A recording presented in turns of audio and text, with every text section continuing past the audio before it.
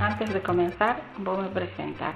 Chámame María Elena e vou a falar sobre a vendimia, en que consiste e nos cambios que sufreu dende fai algunhas décadas hasta a actualidade, xa que se incorporou maquinaria agrícola. O proceso da vendimia comeza moito antes de recoller as uvas, xa que durante todo o ano hai que atender as vides. O primeiro que hai que facer é preparar a finca e abonala. Antes non había abonos químicos e utilizábamos as ramas da poda misturadas con toxos e enterrábamos nos pés das vides. Logo da poda e da rodriga, que era como se dominaba o proceso de atar as vides a unhas estacas. Logo había que sulfatalas.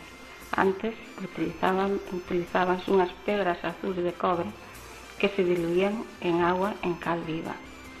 Cada 2 ou 3 semanas hai que realizar esta tarefa. Ao chegar o mes de agosto hai que esfollalas para que se ventilen e non pudan.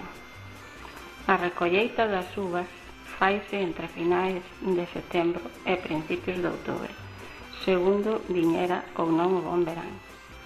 Despois de recoller as uvas hai que seleccionalas, quitarlles as follas.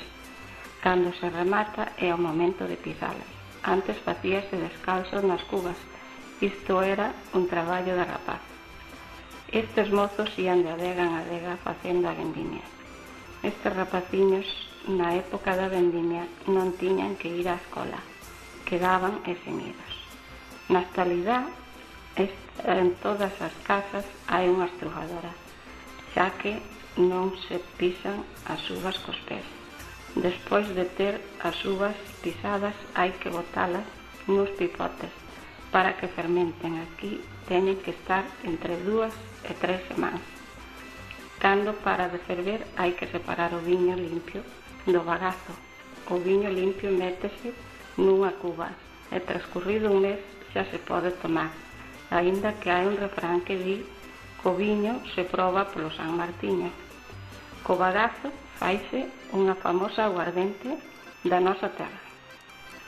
Antes a vendimia era unha labor colectiva, na que os veciños se axudaban uns aos outros. Esta tradición tamén desapareceu. Non se pode falar da vendimia sin falar da festa, pois aínda que nas vendimias había que traballar moito durante todas as noites que duraba esta, sempre había un acordeón ou unha gaita que amenizaba a festa. Isto era o mellor.